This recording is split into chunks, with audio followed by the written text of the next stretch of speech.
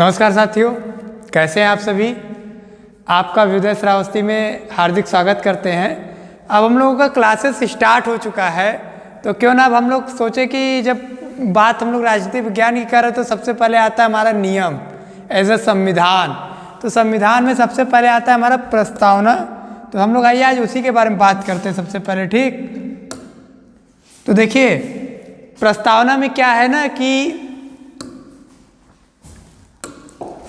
यहाँ देखिए पहली चीज़ तो मैं इसको अंडरलाइन कर दे रहा हूँ, ये टेक्निकल वो था इसलिए सही नहीं आया।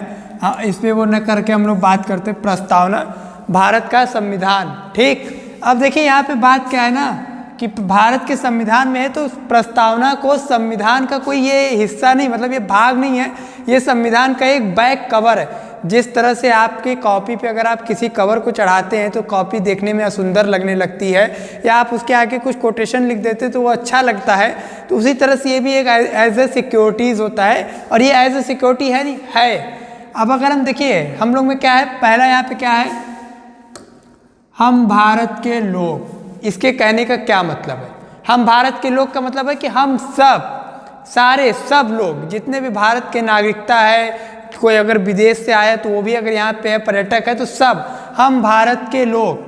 पॉइंट नोट करिएगा, देखते रहिए। आगे है भारत को एक संपूर्ण प्रभुत्व संपन्न, कहने का मतलब कि भारत को एक संपूर्ण प्रभुत्व संपन्न कहे कि हम भारत को हर तरह से संपूर्ण, मतलब कि यहाँ पे अब हमें जो है अपने देश को कोई भी कार्य करने के लिए किसी बाहरी विदेशी की परमिशन लेने के लिए हम लोग सब अपने संपूर्ण हैं। हम अपने किसी भी कार्य को किसी और की इजाज़त से नहीं, जैसे पहले क्या था कि हमको कोई भी कार्य करना था तो ब्रिटिश शासन से हमको अपना क्या करना था, मंजूरी लेनी पड़ती थी। लेकिन अब क्या है, हम लोग अपने कार्य को कर सकते हैं, किसी विदेशी शासन से या किसी ऐसे से हमें अब वो लेने की ज़रूरत नहीं है।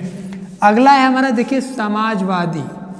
समाजवाद का मतलब है कि समाज, जैसे हम लोग का जो सोसाइटी, समाजवाद और पंथ निरपेक्ष का कहने का मतलब है कि जो हमारी सरकार रहेगी, जो मतलब कि जिसके हाथ सत्ता रहेगी, वो किसी भी धर्म से उसका कोई वो नहीं रहेगा कि हम अगर हिंदू हैं तो हम जो है खाली सनातन धर्म पे ध्यान देंगे। हमारे लिए सब एक समान होंगे, सारे धर्म। हमारा सरकार जो है, हमारी जो समाज है वो एक बराबर रहेगा। अगला ऐसा लोकतंत्रात्मक और गणराज्य। देखिए लोकतांत्रिक का कहने का मतलब है कि यहाँ पे इसको बनाना, गणराज्य, गण का मतलब होता है कि एक प्रभुत्व का राज, इसमें कोई विखंडन नहीं कर सकते हैं। तो इस तरह से समस्त नागरिकों को, मतलब हम सभी को, कोई और नहीं, सामाजिक, आर्थिक, राजनैतिक, विचार, अभिव्यक्ति, विश्वास, धर्म और उपासना की स्वतंत्रता। कहने का मतलब है कि ये हमें ये क्या है, सामाजिक स्वतंत्रता है, आर्थिक स्वतंत्रता दी गई है हमें, राजनीतिक स्वतंत्रता, मतलब हम लोग किसी भी चीज़ में हमको सब करने की स्वतंत्रता है। आपके आर्टिकल 19 में वो अभिव्यक्ति की स्वतंत्रता है, जिसका उल्लेख यहाँ राजनीतिक, आर्थिक और सामाजिक से हम कर सकते हैं, बता सकते हैं। इसी तरह से बात करें प्रतिष्ठा के और अवसर की समानता। प्रतिष्ठा और अवसर, प्रतिष्ठा का मतलब है कि आपको हर चीज़ों में अवसर मिलेगा, इसका अवसर की समानता का उद्देश्य है तो आर्टिकल 16 जो कि हमें बताता है लोक नियोजन में अवसर की समानता, हम इसको वहाँ से तुलना कर सकते हैं। ये सब फंडामेंटल राइट्स है, मौलिक अधिकार से ही संबंधित है, सब बता दें आपको। तथा उन सब व्यक्तियों की गरिमा और राष्ट्र की एकता, ये पॉइंट बहुत इंपॉर्टेंट है। राष्ट्र की एकता का कहने का मतलब हमारा देश कभी अलग नहीं हो सकता। ऐसा नहीं कि उत्तर प्रदेश आज भारत में है तो कल को जाके वो नया देश बना ले, ये नहीं कर सकता। हमारे में अखंडता रहेगी। क्या है?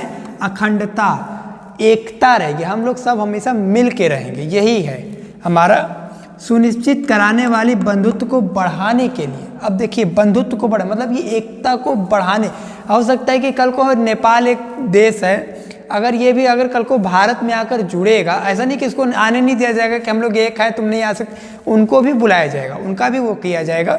तो इसको बढ़ाने के लिए, सुनिश्चित करने में बढ़ाने के लिए मतलब अपने वैचारिक को बढ़ाकर अपने कार्यों को आगे कर दृढ़ संकल्प होकर अपनी इस संविधान सभा में आज तारीख 26 नवंबर 1949 प्रश्न है कि 1949 समय क्या था इसको, मतलब कि 26 नवंबर 1949 को जब समाप्ति हुई तो वो कौन सा समय था, उसी दिन हस्ताक्षर हुए थे, सुबह में थे, दोपहर में थे कि शाम में, मैं इसको आपको अगले वीडियोस में ज़रूर बताऊंगा।